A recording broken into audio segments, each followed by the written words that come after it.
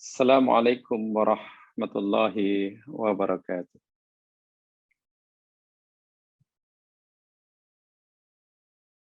Innal hamdalillah nahmaduhu wa nasta'inuhu wa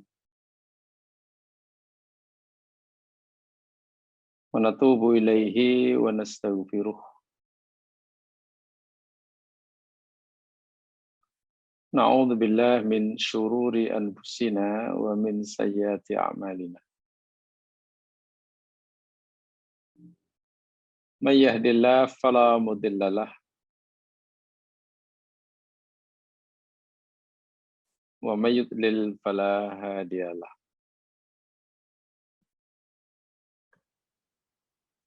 Asyhadu an la ilaha illallah wahdahu la syarikalah, asyhadu anna Muhammadan abduhu wa rasuluh. Qala Allah Ta'ala Inna Allaha wa malaikatahu yusalluna 'alan nabi. Ya ayyuhalladzina amanu sallu 'alaihi wa sallimu taslima.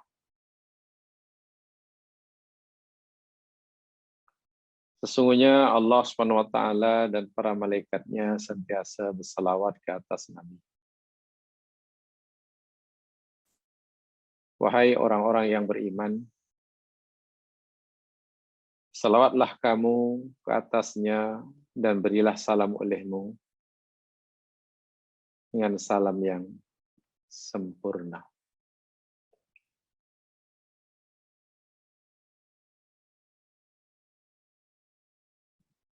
Sempena hari Jum'ah, hari yang mulia Sayyidul Ayyam, bagi melaksanakan salah satu perintah Rasul sallallahu alaihi wasallam kepada kita, disuruh kita untuk memperbanyak salawat, membaca salawat ke atas baginda.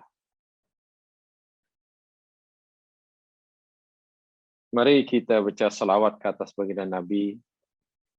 Allahumma salli ala Muhammad wa ala ali Muhammad. Mari kita memberi salam ke atas Rasul. Assalamu alayka ya Rasulullah.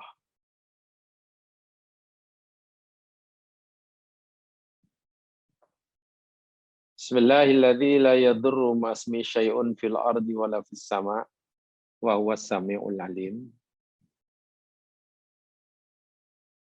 Bismillahilladzi la yadurru ma'asmi syai'un fil ardi wala fis sama' wa huwas sami'ul alim.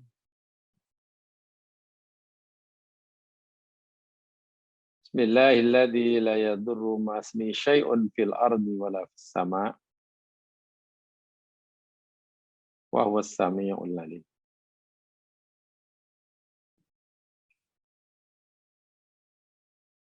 Rabbi shrah li sadri wa yassir li amri wahlul 'uqdatam min lisani yafqahu qawli. Amma ba'd. Didoakan mudah-mudahan semuanya senantiasa berada di bawah lindungan dan bimbingan Allah Subhanahu wa taala. Dibantu oleh Allah agar masa-masa hadapan kita lebih baik daripada masa-masa yang telah berlalu. Dan diberinya kita kemampuan untuk istiqamah dalam menjalankan, melaksanakan suruhannya dan meninggalkan larangannya, sehingga kita dipanggil dan kembali, dipanggil olehnya dan kembali kepadanya. Allahumma amin.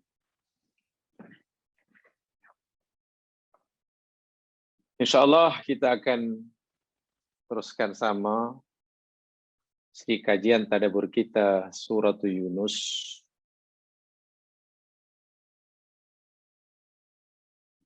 Di mana minggu lepas saya telah sampaikan terakhir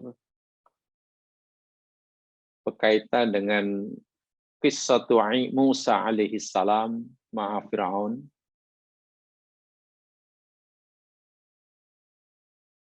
Yang berkaitan dengan mukjizat Musa yang berupa tongkat.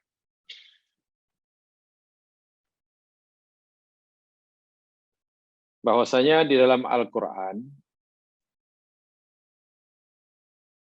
tongkat Nabi Musa yang Allah takdirkan sebagai mukjizat bukti kebenaran kerasulan Musa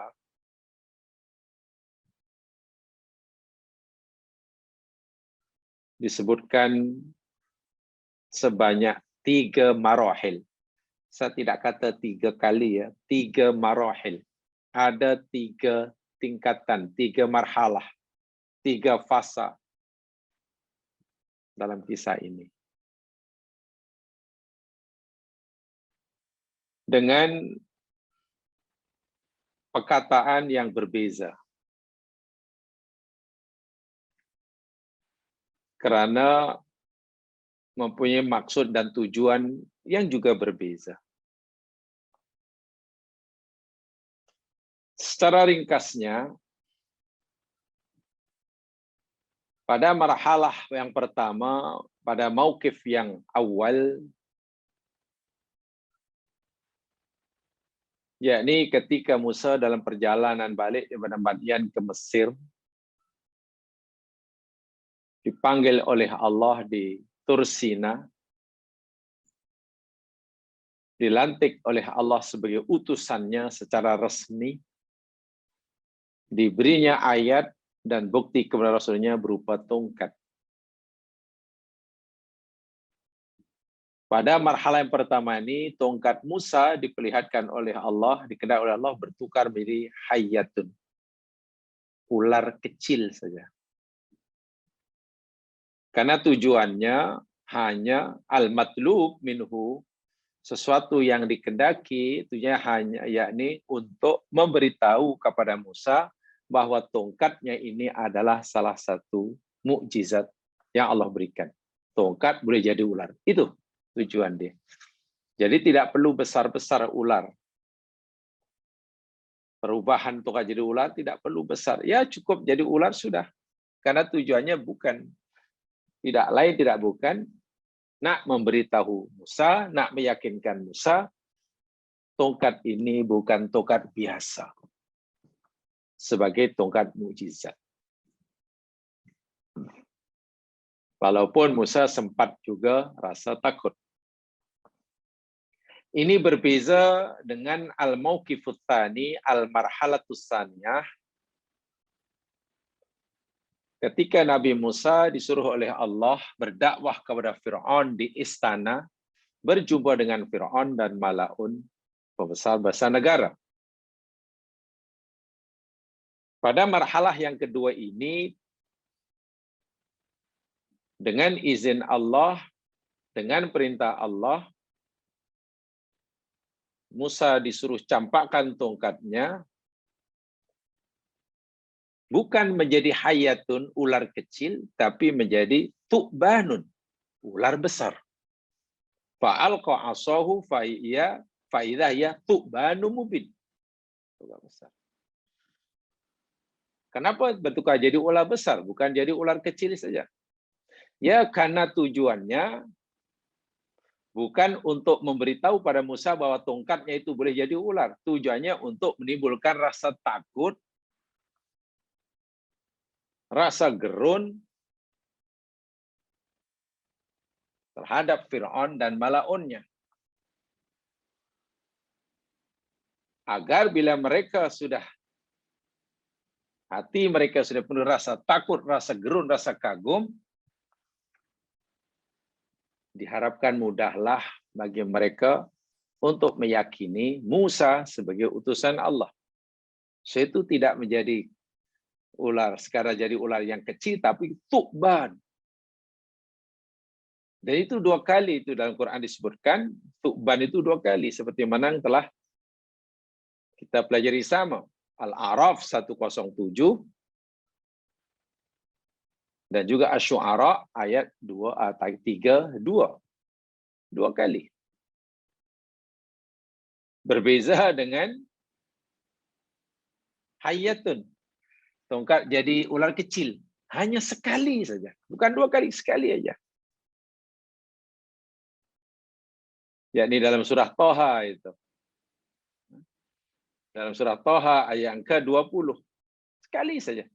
Karena tujuannya hanya nak beritahu Musa tadi satanya. Tengok. Hayatun sekali, tu'banun 2 kali. Ini 2 marhalah, 1 dan kedua, betul-betul tongkat berubah jadi ular. Ular betul. Bukan ular hanya dalam pandangan manusia. Karena ini mukjizat. Tetapi pada marhalah yang ketiga, pada mauqif ats-tsalis, yakni dalam surah Yunus yang kita pelajari ini, dan juga dalam surah Al-A'raf, 117, Al-A'raf 117 yang kita pelajari, Allah tidak cerita setelah Nabi Musa campakkan tongkat itu jadi apa. Tidak ada. Tidak cerita jadi apa. Jadi hayatun ke? Jadi tu'banun? Tak ada. Dalam Quran tidak ada. Kenapa? Karena tujuannya bukan untuk menimbulkan, bukan untuk meyakinkan Musa bahwa tongkatnya jadi ular. Bukan. Itu sudah lepas. Tujuannya bukan untuk menimbulkan rasa takut pada hati Fir'aun dan Malaunnya, juga bukan. Tujuan yang ketiga ini yakni untuk mengalahkan ahli sihir. Karena waktu itu orang terdepan yang kuat menentang Musa dalam pertahanan itu ahli sihir. Fir'aun kan di belakang mereka. Penonton, ya namanya hanya penonton. Jadi yang dihadapi Musa waktu yakni ribuan ahli sihir itu. Itu yang tidak dikalahkan.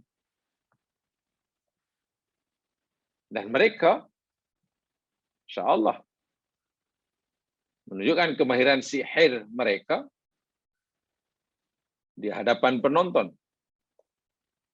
Sehingga seakan-akan apa yang dikatakan oleh Allah SWT dalam surah Thaha ayat 66, فَإِذَا حِبَالُهُمْ وَإِسِيُّهُمْ يُخَيَّلُ إِلَيْهِ مِنْ سِحْرِهِمْ أَنَّهَا تَسْعَى. Itu hakikat tongkat dan tali mereka. Tiba-tiba tali-tali mereka yang mereka campak, wa isiyuhum dan tongkat-tongkat mereka yang mereka campakkan, yukhayyalu ilaihi.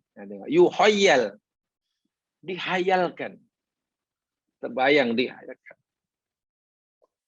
Min sihrihim, dan sebab kemahiran mereka bermain sihir, annaha tas'a. Sesungguhnya ia bergerak. Jadi dalam hayalan saja seakan-akan berat, walau tidak pun. Di dalam ayat yang lain, surah Al-A'raf, Allah berfirman, qala alqu falamma alqaw, ketika Musa suruh mereka mencampakkan tali dan tongkat, lalu mereka campak, saharu a'yunan nas. Mereka melakukan sihir terhadap pandangan manusia. Yang mereka sihir bukan tongkat, bukan tali jadi ular, tapi pandangan orang yang menonton. Nah, kebatilan inilah yang Musa alaihissalam, yang Allah SWT tidak binasakan. Hanya sihir rupanya. Hanya setakat itu. Itu tongkat Musa oleh Allah tidak sebutkan. Tidak perlu jadi ular sama ada besar, sama ada kecil, apalagi besar. Sebaliknya apa? Ketika Allah firman, fa'auhayna ila Musa. Musa, Allah wahyukan pada Musa, alqi, campak ay Musa. Asoka. Tongkatmu itu kamu buang. Kamu campak di tengah-tengah tongkat-tongkat mereka. Setelah dicampak, berlaku keajaiban dalam pandangan ahli sihir. Ahli sihir melihat sendiri. Orang lain melihat, apalah, Fir'aun tetap melihatnya itu sihir, karena mata mereka sudah diyuhayal, penonton macam juga. Tapi bukan itu matlamat Musa. Yang nak dikalahkan ini, ribuan li sihir ini. Begitu tongkat Musa dicampakkan, fa'idha hiya talqafu ma yafikun. Itu yang mereka terkejut. Tiba-tiba tongkat Musa itu menelan tongkat-tongkat mereka. Tipu daya mereka. Dalam ilmu sihir yang mereka pelajari, mana ada tongkat telan tongkat. Tidak ada sihir situ. Kalau itu ini pasti bukan sihir. Ini bukan sihir, ini bukan hayalan, itu hakikat. Tongkat telan tongkat. Itu yang dilihat oleh ahli sihir yang jumlahnya ribuan. Tapi mungkin berbeza dengan apa yang dilihat dipandang oleh Fir'aun. Fir'aun mungkin melihatnya ular makan ular gitu lah. Penonton mungkin begitu. Tapi ingat, saudara sekali, dalam pertandingan itu musuh paling hadapan Musa adalah ahli sihir itu. Ayam tambatan Fir'aun di belakang saja. Ya sebagai apa istilahnya ya? Bukan hanya sebagai penonton lah, oke lah sebagai bosnya lah. Tapi yang melaksanakan tugas untuk menentang, mengalahkan Musa kan ahli sihir. Kalaulah tongkat Musa jadi ular, lalu ular makan tongkat, ular makan tali, itu mungkin ya kurang mengagumkan. Kagum tahu kan? Oh ada ular, ular rupanya makan tali. Ah biasalah, ular makan tali, ular makan pokok, mungkin ular makan ular itu biasa. Ular makan ular kan biasa. Bukan mukjizat pun kita lihat ular makan ular, ular hidup makan ular hidup. Atau ular mungkin makan apakah, makan buah. Ya kurang pelik lah. Tapi bila tongkat telan tongkat dan habis. Itu luar biasa. Fawaqa'al haqqu wa batala ma kanu ya'malun. Itu yang berlaku. Fawaqa'al haqq, maka terjadilah di situ kebenaran yang sebenar-benarnya. Wa batala ma kanu ya'malun. Terbatal apa yang mereka lakukan. Apa yang mereka lakukan. Itu dalam surah Al-A'raf. Sementara dalam surah Yunus 81, pekabaran. Allah akan batalkan. Ya, memang dikatakan. Dan Allah jelaskan dalam surah Al-A'raf. Begitu. Jadi, 3 marhalah berkaitan dengan tongkat Musa, tapi peristiwa yang berlaku berbeza-beza. Marhalah pertama jadi ular kecil. Marhalah kedua tongkat jadi ular besar. Marhalah ketiga tidak jadi ular kecil, apalagi ular besar, tapi menelan tongkat-tongkat. Tongkat telan tongkat. Kalau tongkat kalau ular telan tali, ya mungkin ahli sihir ya, wah ini hebat. Ini sihir hebat. Ini tongkat makan tongkat. Mana ada sihir macam itu? Maka ahli sihir pun tahu kalau begitu Musa bukan ahli sihir. Kita terpedaya. Kita salah penilaian. Fa'ulqiyas saharatu sajidin. Tiba-tiba hati ahli sihir, keyakinannya kepada sihir runtuh, hancur, batalah.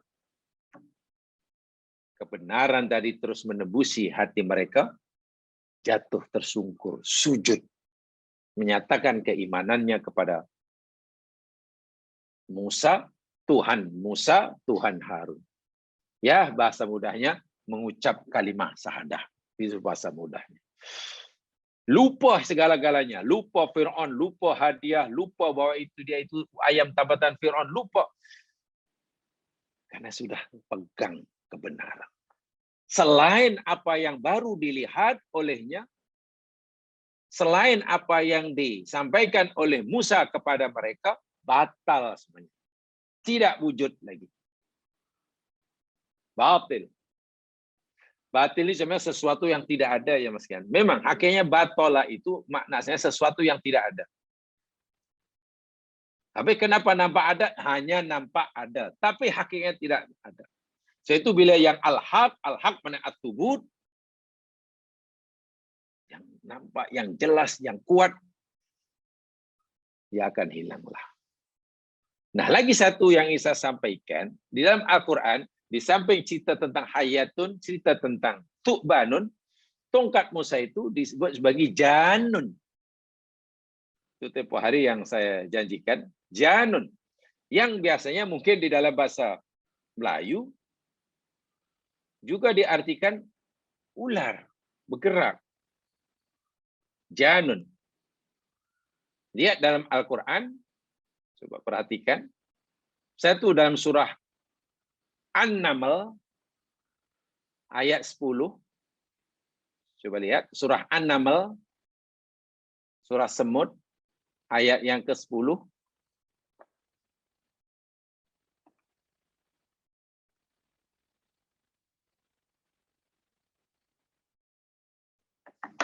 Sudah? A'udzu billahi minasyaitonir rajim. Wa alqi 'ashak. Dan campakkan olehmu wahai Musa, 'ashaka, tongkatmu. Ini arahan Allah kepada Musa. Campakkan Musa. Falamma maka tatkala ro'aha, setelah Musa campak, dan Musa pun melihat tongkat yang berucap tadi, tahtazzu. Ihtazza yahtazzu itu bergerak. Tongkat campak bergerak. Dilihat oleh Musa bergerak. Ro'ah. Ro'ah itu melihat dengan yakin, ya, dengan mata kepala, bukan dihayalkan. Bukan dalam hayalan Musa tongkat itu bergerak. Memang nampak bergerak. Bergerak betul. Ka'annaha janun. Nih, janun. Seakan-akan dia ular. Janun. Wala mudbira, Musa pun berpaling ke belakang dan tidak kembali. Allah panggil, ya Musa, Musa, la takhaf, jangan takut. Inilah ya khafu la ya'dil musalun. Sesungguhnya aku ini tidak boleh orang-orang yang diutuskan ada rasa takut di sisiku. Itu pertama, janun, ya, janun. Bukan tu'banun, bukan hayatun. Yang kedua, kalimah janun dalam surah Al-Qasas ayat 31. Al-Qasas ayat 31. Mari kita kaji dari aspek bahasanya.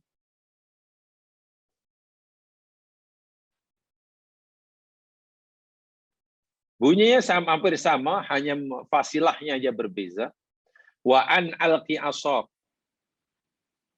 Campakkan olehmu tongkatmu wahai Musa.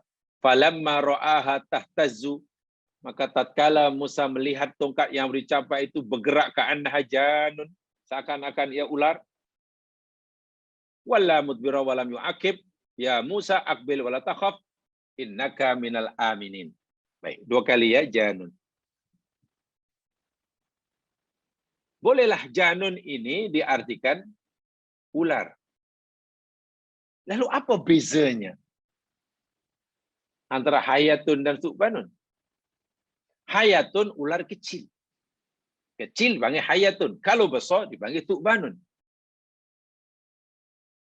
Janun ini yakni penyerupaan jamaah sekalian, innama syubbihat bil jani li sur'ati harakatiha. Jadi tidak merujuk pada zatnya, tongkat jadi ularnya zatnya, tapi diserupakan di situ ada ka'anna, kan? Ka'anna dipanggil harfut tashbih. Ka'annaha janun, ka'annaha janun. Bukan menjadi ular, tapi ka'anna, seakan-akan. Jadi penyerupaan tongkat yang dicampak dengan ular itu dari segi jan. Jan itu maknanya li sur'ati harakatiha. Karena pantasnya pergerakannya. Tongkat tadi dicampak, lalu bergerak sangat pantas.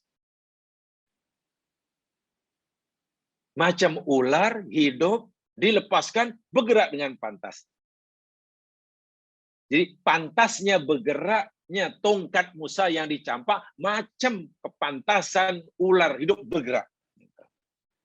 Janun itu merujuk kepada kepantan suratul harakah. Suratul harakah. Faidah tiya su'ban, kalau su'ban yakni menjelaskan dalam bentuknya. Pencipnya betul-betul zatnya bertukar menjadi ular. Su'banun.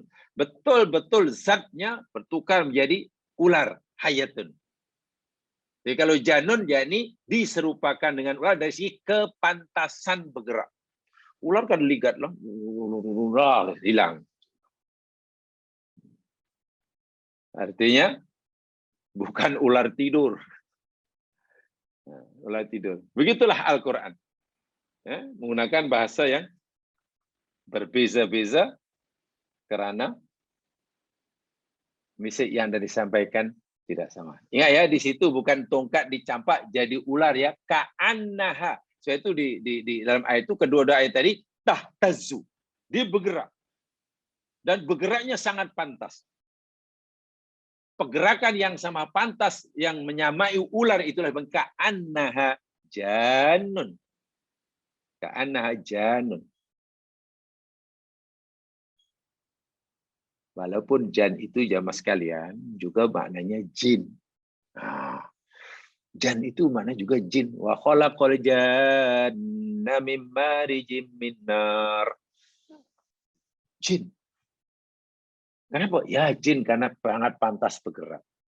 Jin itu di samping makhluk gaib daripada api, ya, pergerakannya jauh lebih pantas daripada kita.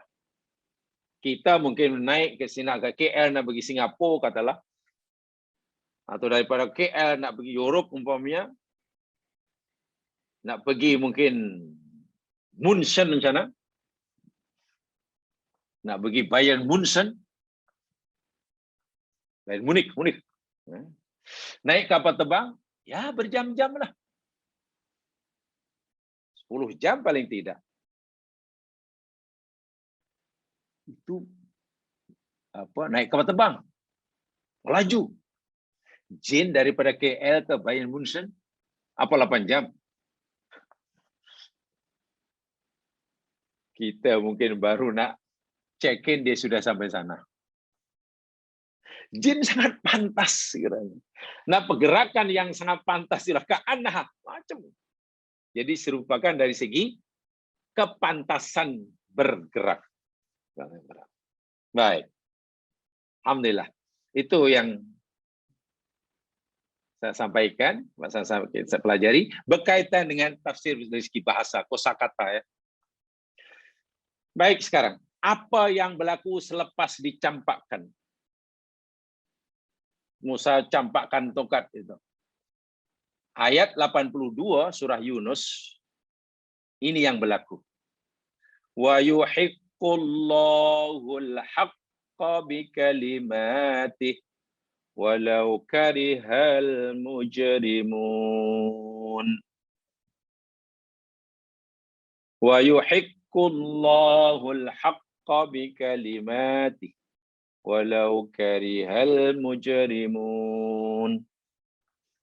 Dan Allah membenarkan, menyatakan akan yang benar dengan kalimat-kalimatnya, walaupun orang-orang yang banyak dosa membencinya, tidak menyukainya.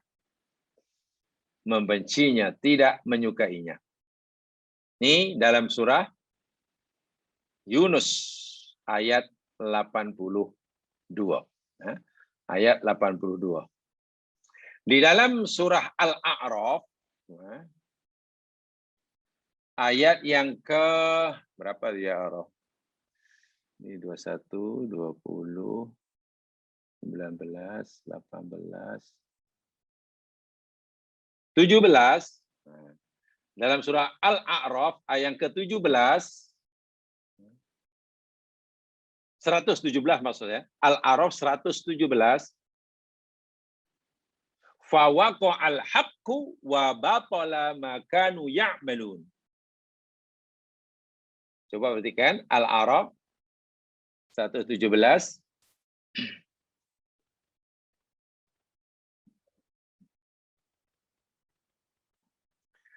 Di sana Allah Subhanahu wa taala berfirman, oh ayat 118, sorry. 118. Al-A'raf 118, fawaqa'al haqqu. Setelah Musa campakkan tongkatnya, maka berlakulah, terjadilah kebenaran. Nampak betul al-haq benar. Wa batala, dan batal, lenyap. Makanu ya'malun, apa yang mereka kerjakan.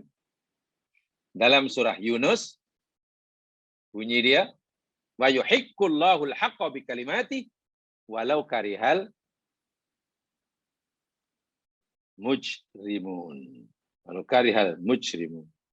Ya, lebih kurang sama. Bahkan dalam ayat yang lain, surah Al-Anfal umpamanya, surah Al-Anfal ayat 8,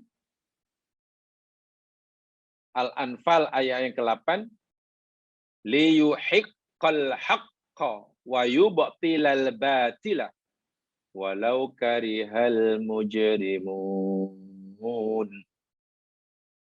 Karena Allah hendak membenarkan yang benar dan Allah hendak menghapuskan yang batil walaupun orang-orang yang berdosa tidak menyukainya.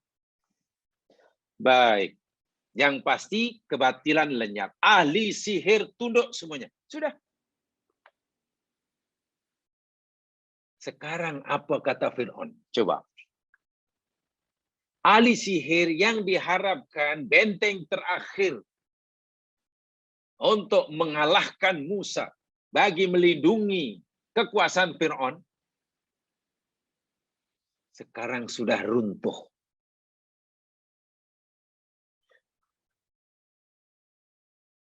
Dan lebih menyakitkan Fir'aun, bukan hanya ahli sihir ini kalah bertanding sihir dengan Musa, itu dalam pandangan Fir'aun. Fir'aun tetap mengatakan, kami kecewa. Rupanya kamu semua yang beta sudah anggap sebagai ahli sihir yang paling mahir, rupanya masih kalah dengan Musa, seorang ahli sihir bernama Musa. Itu mengecewakan sekali. Dan lebih mengecewakan, bukan hanya kekalahan ahli sihir, tetapi keislaman, keimanan ahli sihir terhadap Musa. Itu yang sangat mengejakan Fir'aun.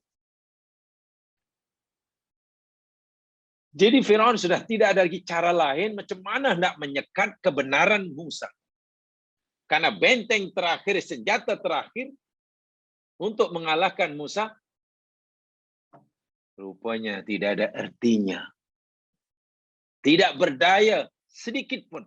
Karena itu kebatilan. Sudah tidak punya tenaga apa lagi.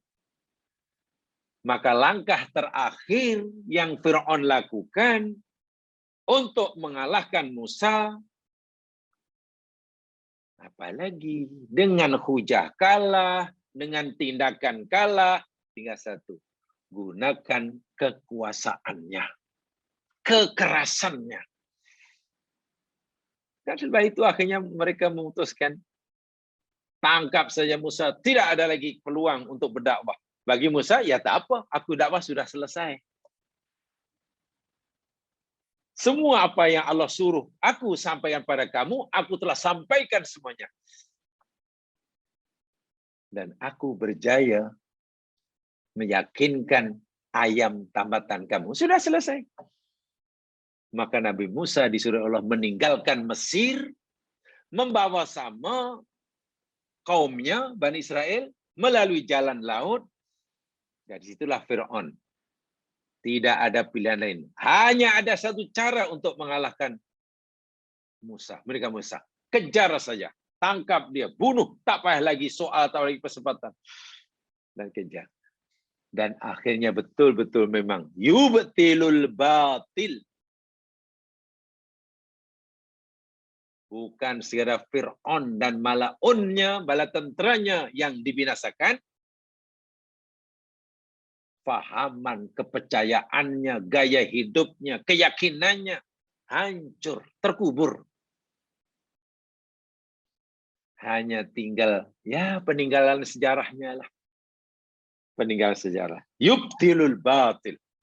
Yubtilul batil. Bukan hanya orangnya. Ideologi dia. Fahamannya. Habis.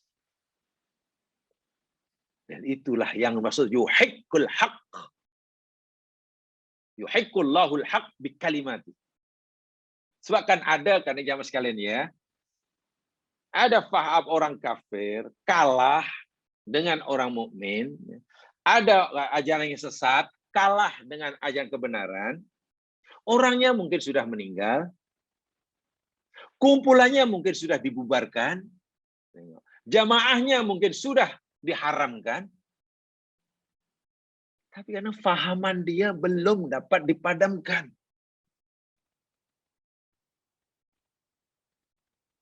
Itu kejayaan atau bukan? Kan bukan kejayaan. Kan tujuan dakwah kan bukan membinasakan orangnya. Tujuan dakwahnya kebenaran yakni mengalahkan, membinasakan fahaman yang salah, bukan membinasakan orangnya. Nabi Musa tidak membinasakan orangnya. Orangnya dibiarkan apa-apa, hiduplah. Tapi fahaman kamu yang kami akan kalahkan. Dan betul, Nabi Musa berjaya. Keyakinan ahli sihir kepada sihir kepada Fir'aun habis runtuh, sudah terkubur hidup-hidup. Tapi orangnya tetap hidup dan sekarang menjadi pengikut Musa. Itu dakwah yang hebat. Sementara Fir'aun dihancurkan oleh Allah, bukan hanya jasadnya, bukan saja orangnya, fahamannya pun terkubur sama. Itulah dakwah Musa yang mengikuti cara Allah. Sebab jemaah sekalian, kalau ada kumpulan sesat, jamaah sesat, kemudian kita berjaya membenterasnya dengan menutupnya, mengharamkannya, membubarkannya, menangkap orangnya. Menangkap orangnya. Orangnya sudah kita tangkap, masukkan penjara, bahkan sebenarnya sudah meninggal. Jangan kita pikir, oh alhamdulillah kita berjaya sekarang. Kita sudah tutup pejabat dia. Kita sudah tutup sekolah dia. Berjaya kita. Belum. Macam mana fahaman dia? Jangan fahaman dia masih subur. Wah, dakwah dalam agama Islam, kebenaran ini adalah disampaikan menurut Islam, ya, bukan membinasakan orangnya, tapi membinasakan, mengalahkan pegangannya. Orangnya biar. Nanti kan akan memeluk agama Islam. Tengok orang kafir Quraisy. Nabi berjaya.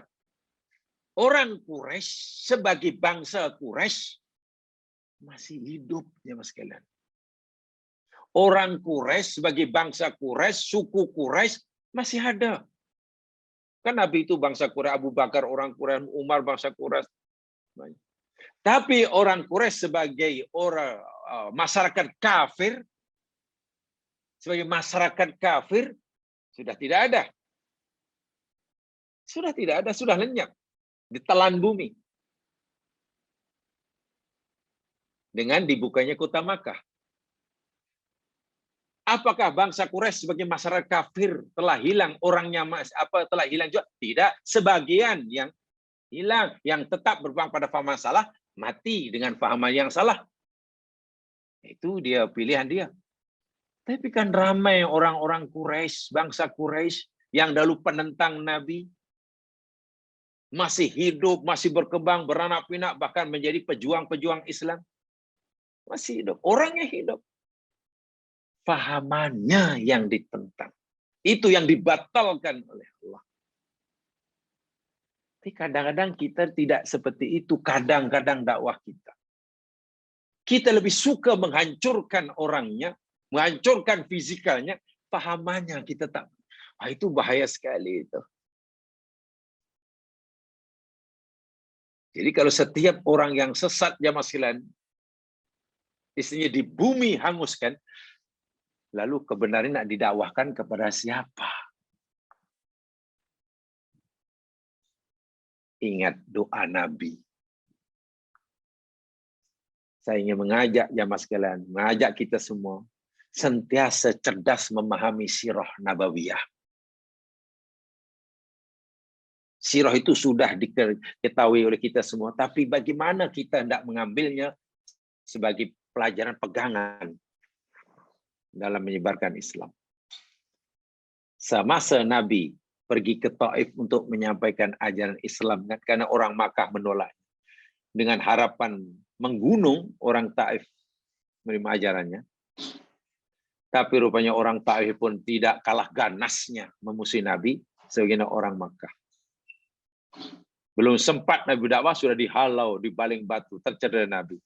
Seorang diri Nabi, ya sangat sedih sekali duduk rehat di kebun dan pokok. Jibril datang memperkenalkan pada Nabi malaikat Jabal, Malakul Jabal, utusan Allah. Malaikat penjaga gunung, penjaga bukit, utusan Allah. Jibril beritahu pada Nabi Muhammad boleh minta apa saja kepada Malakul Jabal, malaikat bukit. Allah izinkan. Bahkan dia menawarkan kepada Nabi, wahai Muhammad, kalau kamu suruh kami mengangkat bukit ini untuk kami hempapkan penduduk Taif yang jahat, yang menolak kamu, menolak ajaran kamu, menolak Allah, kami bersedia. Allah izinkan. Malaikat bersedia. Kalau ikut malaikat, ikut Jibril, bantai aja uangnya. Tapi apa teruslah. Jangan. Saya tak mau. Saya tak nak. Aku tak nak mereka itu binasa, tak nak. Aku mengharaplah nanti ada keluar daripada tulang-tulang rusuk mereka, anak cucu, zuriat yang akan jadi orang mukmin, orang muslim. Kalaulah tok nenek moyang mereka sekarang ini kamu binasakan, empat matikan, habis licin. Di bumi hanguskan istilahnya. Taif di ground zero kan. Siapa lagi? Nanti mana tahu zuriatnya nanti, anaknya ke, cucunya ke, cicitnya ke, piutnya. Tengok. Allah utus malaikat. Malaikat pun bersedia melaksanakannya jika Nabi mau. Tapi jangan. Wah, kalau Nabi ya lakukan. Kan tidak salah. Kan itu dibenarkan oleh Allah. Tapi Nabi berpikirnya lain. Oh, tidak ada. Kami tidak akan membinasakan orangnya. Kami melawan keyakinannya. Manalah tahu nanti mampu kita berdakwah seperti itu. Dijaga orangnya, disayangi orangnya, dikalahkan, dikubur hidup-hidup fahamannya yang salah. Ini tidak mudah, dakwah itu tidak mudah ya Mas Gilan.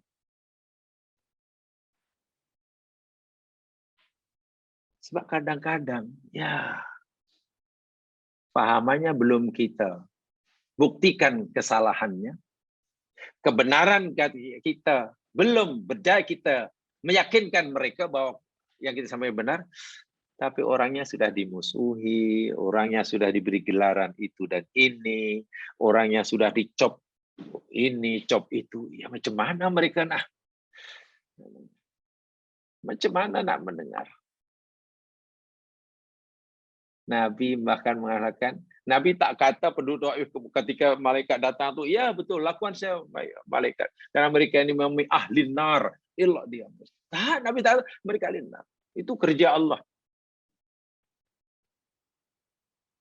Nabi berdoa, Allah mahdi qaumi fa innahum la ya'lamun. Ya Allah, beri mereka hidayah. Mereka lakukan ini karena mereka belum tahu. Oh. Saya masih ingat tempoh hari saya sampaikan, saya masih ingat pesanan terserah saya bagian fikih dakwah dahulu. Bahasa dia sangat halus. Sepintas lalu mungkin kita macam tak setuju lah. Hakikatnya dia kata, Hakikatnya di dunia ini tak ada orang jahat. Tidak ada orang jahat hakikatnya. Kita pun protes lah. Macam itu dia jahat lah, dia jahat. Tak ada orang jahat. Orang yang kamu kata jahat itu sebenarnya bukan orang jahat. Orang yang kamu kata dia jahat itu sebenarnya orang yang belum tahu jalan untuk jadi orang baik. Karena kamu sudah tahu cara untuk jadi orang baik, sedangkan mereka belum tahu, beritahu cara jalannya. Bila nanti sudah jumpa jalan, tahu cara jadi orang baik, mungkin mereka nanti lebih baik daripada kamu. Saya ingat sungguh. Pensarah bagian Rudawah kata begitu. Umar itu kurang apa jahatnya, kata kita di Gizahir. Kenapa jahat? Ya, belum jumpa jalan untuk jadi orang baik. Begitu Umar jumpa jalan untuk jadi orang baik, tengok. Orang yang pernah memusuhi Nabi luar biasa, bahkan pernah menghendaki nyawa Nabi, sekarang tanah kuburnya sebelah Rasulullah. Bayang kita macam itu. Orang yang paling kuat, termasuk orang yang paling dahsyat memusuhi Nabi. Rupanya menjadi sahabat nomor 2, kuburnya pun dekat Rasulullah. Tapi kenapa dia jahat? Belum jumpa jalan untuk jadi baik. Orang yang sudah baik, orang sudah tahu jalannya, ajar dia, bimbing. Jangan orang yang jahat, kita kata belum jumpa jalan orang yang baik, kita malah tutup pula. Memang orang kamu ini sudah khatamallahu alaikum. Awal kamu memang neraka. Macam mana malah kita neraka-nerakakan dia? Inilah jamaah sekalian. Cara yang ditempuh oleh para nabi dan anbiya.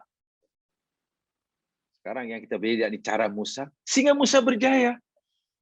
Berjaya. Orangnya diselamatkan, akidahnya, kepercayaannya, keyakinannya, fahamannya yang salah dikubur hidup-hidup. Ahli sihir akhirnya sujud, bahkan mereka matinya mati syahid. Matinya kan dicincang istilahnya oleh Fir'aun. Rela mati walaupun dengan cara dicincang, semata-mata akidahnya. Tengok. Wah, berapa lama dia mengenal kebaikan? Sudah lamakah ahli sihir ini jumpa jalan untuk jadi baik? Baru beberapa jam, beberapa hari. Tapi tengok, kualiti kesalihannya, kualiti imannya. Coba kalau orang-orang yang jahat ini jamaah sekalian dibinasakan semuanya, karena kita tak sabo-sabo, lalu kepada siapa ya dakwah yang disampaikan? Memang begitulah dakwah yang diajarkan oleh Allah Subhanahu wa taala ini. Biar Allah sendiri nanti yang menentukan nasib jasad orang itu. Nak mati karena sakit kan, mati karena ditenggelamkan, mati disabab petir, itu kerja Allah. Tugasan yang Allah berikan kepada kita, tunjukkan mereka jalan yang betul. Itu saja. Sebab bila sudah tunjukkan jalan betul, dan mereka tahu, bukan mustahil. Mereka nanti lebih baik daripada orang yang menunjukkan jalan mereka untuk jadi buat baik. Boleh jadi. Ya lihat sajalah sahabat-sahabat Nabi. Walaupun Umar boleh dianggap ya agak lambat lah berbanding sahabat yang lain. Kata masa lambat. Itu belum lagi Khalid bin Walid. Allahu Akbar. Boleh katakan lambat itu. Nabi berhijrah, dia masih belum mukmin. Dalam perang Badar, Khalid bin Walid masih pasukan kafir. Dalam perang Uhud, tengok. Dia masih jadi tentera kafir. Melawan Nabi dan umat Islam. Tapi tengok, setelah tahu jalan kebaikan. Siapa yang tak kenal Khalid bin Walid? Luar biasa. Itulah dakwah seperti itu yang saya katakan. Memang perlu ada dalam setiap diri kita. Perlu ada dalam setiap diri kita. Sebab kalau kita hanya memberantas orangnya, memenjarakan orangnya, menangkap orangnya, menutup sekolahnya, menutup kedai dia, Dan sekarang sudah tidak, bahkan mungkin apalah saya buatnya pun sudah tidak. Jangan pikir kita penjajah, jangan akidahnya, keyakinannya masih tumbuh subur. Jadi mana kita sia-sia. Sebetulnya akidahnya, kefahaman yang salah kita kubur hidup-hidup, orangnya tetap ada, kedainya tetap ada. Oh luar biasa itu, usahanya tetap ada. Luar biasa itu. Kalau dia ada kilang-kilangnya masih beroperasi, kan memberi manfaat besar kilang dia, kedai dia, apa dia. Besar manfaatnya. Sebab yang kita lawan bukan kilangnya, bukan orangnya, kepercayaannya. Inilah bagi saya nilai yang wajib kita contohi, wajib kita hidupkan. Akhirnya ini. Karena kadang apa fiqh dakwah Al-Qur'an yang diajarkan ini sudah ditinggalkan gitu lah. Sudah ditinggalkan. Terlepas pandang. Baik. Balik pada ayat ini. Inna Allah Ta'ala fadhu hukmuhu tam. Hukmuhu tam. Allah Subhanahu wa taala melaksanakan, membuktikan keputusannya yang sempurna. Yahkumu tadu ilmihil muhit. Dan Allah telah melaksanakan ketetapannya itu berdasarkan ilmunya yang meliputi segala sesuatu. Yudabbiru wa yuqaddir ala ma huwal haqqul qati'. Allah mentadbir segala urusan, menentukan segala urusan ala ma huwal haqqul qati', ke atas kebenaran yang pasti. Wala yamna'u ajri hukmi ayyumani. Dan tidak ada sesiapa yang boleh menghalang daripada terlaksananya ketetapan Allah yang benar ini. Siapapun. Ayyukarah, khilaf, jalun kufur. Tak ada siapa. Sekuat manapun penentangan seseorang terhadap kebenaran yang Allah hendak tunjukkan, pasti kalah. Itu walau karyal mujrimun. Walau karyal mujrimun itu Allah memberitahu maknanya tidak ada kekuatan. Sebesar apapun kekuatan itu yang boleh menghalangi zahirnya kemenangan kebenaran jika Allah menghendakinya. Tak ada la mani'ah walau karyal mujrimun. Itu pengajarannya. Ini bermakna pemegang pejuang kebenaran ini, jaminan kemenangan itu pasti. Itulah. Orang yang berpegang pada kebenaran dan menyampaikan kebenaran mutlak itu yakni la ilaha illallah. Saya ulangi. Kebenaran mutlak yang tidak ada keraguan sedikitpun itu la ilaha illallah. Iyyaka na'bud wa iyyaka nasta'in. Inna salati wa nusuki wa mahyaya wa mamati lillah. Itu kebenaran mutlak. Siapa yang berpegang pada kalimat ini, mendakwahkannya, tingkah lakunya semuanya lillah, pasti menang. Dijamin kemenangannya. Pasti. Tidak ada kekuatan sebesar apapun yang boleh menghalangi, apalagi menggagalkannya. Ini jaminan Allah. Walau karyal mujrimun. Hanya yang perlu kita yakini, bila kemenangan itu kita capai, kita dapat, kita rasakan. Bila kebatilan ini musnah, lenyap sama sekali, masanya itu bukan ikut kehendak kita. Bukan ikut yang kita tentukan. Masanya itu terserah dia. Fi waqtin ma yurid, la fi waqti ma nurid. Pada waktu yang dia kehendaki, bukan pada waktu yang kita kehendaki. Itu saja. Ini bermakna bagi kita tidak perlu kita bebankan diri kita tentang bila agaknya kebatilan ini musnah, bila kan? Ya tak payah bila itu kerja Allah. Kerja yang Allah berikan kepada kita, terus berpegang dengannya, menyampaikan kepada orang lain. Itu tugas kita. Bila hilangnya kebatilan hingga betul tak ada, itu bukan, jangan tanya bila, sudah Bahasa mudah begini aja Mas kan. Kematian itu pasti. Oke, contoh mudah. Kematian itu pasti. Karena pasti, kita tidak perlulah membebani pikiran kita tentang bila agaknya saya mati, bila agaknya. Risau aku, bila agaknya. Besok ke lusa, minggu depan ke 5 tahun lagi ke 10 tahun lagi ya. Kedua, bagaimana, di mana ya nanti? Di mana ya? Kalau di mana? Kenapa kita bebankan pikiran kita benda yang kita tidak punya, tidak dilibatkan sama sekali? Tentang bila, tentang masa, di mana, itu 100% hak Allah. Kenapa kita nak campur tangan? Akhirnya, ya pikiran kita dah tak mampu menjawab, tak mungkin nak menjawab. Kewajiban kita, kata Allah, sediakan dirimu. Cukupkan bekalanmu. Sehingga bila-bila aku panggil kamu, di mana saja kamu berada saat itu, dalam keadaan apa saja saat kami panggil kamu, kamu siap. Jadi bebanan yang perlu kamu pikirkan, tugas yang pikirkan dalam hidup, menambah, mencukupkan bekalan. Bukan memikirkan bila ya, di mana ya.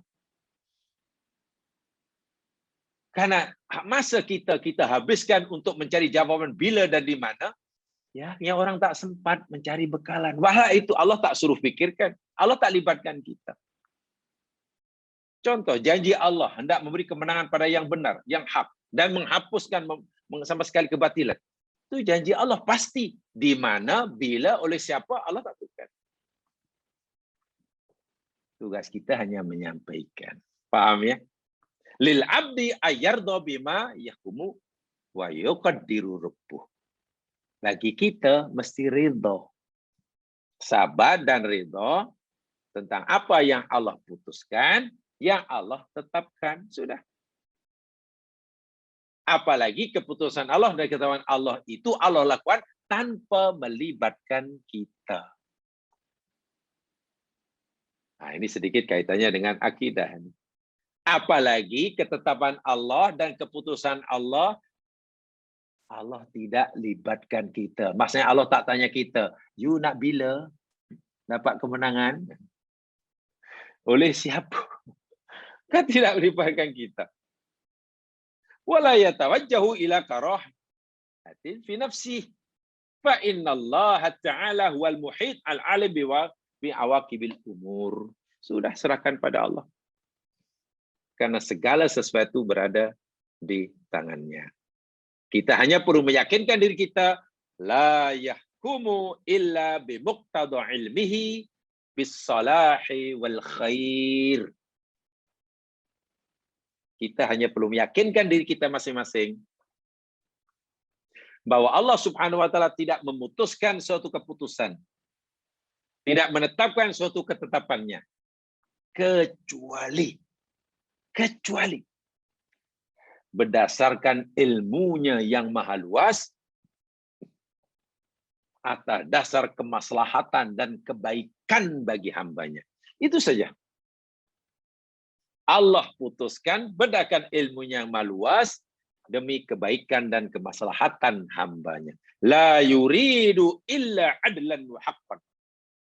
Allah tidak menghendaki dalam keputusannya, dalam ketetapannya, melainkan keadilan dan kebenaran.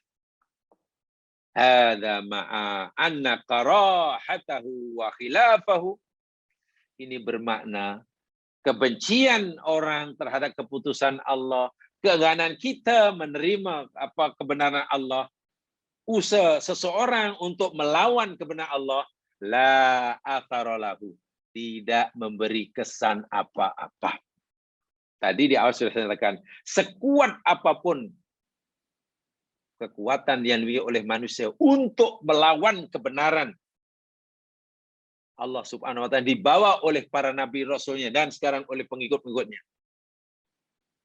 tidak ada artinya. Jangankan menggagalkan kebenaran Allah, menghalangi pun tidak mampu. La atharalah fi kibali hukmillah al-qati'. wa tadbirihil lazim. Bila sudah berhadapan dengan keputusan Allah yang pasti. Itu Allah kata, walau karihal mujrimun.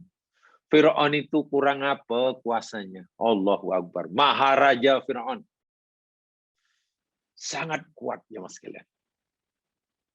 Kurang kuat apalah. Namrus. Memiliki tentera kekuatan yang luar menghadapi seorang manusia bernama Ibrahim. Tidak punya jawatan, bukan anak raja, anak rakyat biasa. Seorang, cemana boleh kalah? Ini bila kebenaran itu betul ditegakkan. Tidak ada kekuatan sebesar apapun yang boleh mengalahkannya. Walaupun kebenaran hanya diperjuangkan oleh seorang bernama Ibrahim. Kekuatan yang ingin menggagalkannya, Allahu Akbar, Namrus dan tenteranya. Coba apa yang belum dilakukan oleh Namrus untuk membinasakan Ibrahim? Tidak ada ya mas sekalian. Hatta yang terakhir tengok. Campak dalam api. Mereka cari bahan untuk dibakar, kayu mungkin berjaya, tak ada halangan. Mengumpulkan kayu sebanyak itu, oke. Menyalakan api, oke. Mereka semuanya sudah dekat dengan api. Patung-patung mereka pun mungkin sudah disuruh menyaksikan sama. Bagaimana cara Ibrahim campakkan Ibrahim dalam api, berjaya. Coba apa usaha yang mereka lakukan untuk mengalahkan Ibrahim yang mereka belum lakukan? Sudah semuanya. Adakah Allah gagalkan usaha mereka? Tidak. Allah biarkan. Mereka cari kayu, Allah tidak gagalkan. Mereka menyalakan api, Allah tidak gagalkan. Wahai kalau Allah ingin menyelamatkan Ibrahim, boleh diselamatkan di awal-awal. Mereka nak kita menyalakan api, tiba-tiba turun hujan. Kan senang. Turun hujan saja. Hujan lebat, api padam dah. Sebelum Ibrahim masuk dalam api dah padam. Senang jika Allah mengenai, tapi Allah tak biar dia menyala. Sebab apa? Kesannya lain ya misalnya katakanlah ketika api dinyalakan, menyala-nyala, tinggal satu aja, Ibrahim nak campak dalam api, tiba-tiba hujan lebat. Jadi kan Ibrahim dalam fikiran mereka tak jadi mati, dibakar karena api sudah mati. Pasti mereka akan kata, nasib baik engkau wahai Ibrahim, kalau tidak pasti engkau dah mati. Nasib baik engkau hari engkau masih baiklah. Hujan turun. Kalau tak turun hujan, pasti kami percaya menghapuskan kamu. Mungkin itu yang Rafiq. Artinya mereka masih merasa mampu mengalahkan Ibrahim, begitulah. Tapi mereka ada halangan. Halangnya apa? Hujan. Allah Ta'ala kata biar. Allah tak turunkan hujan, api menyala-nyala tidak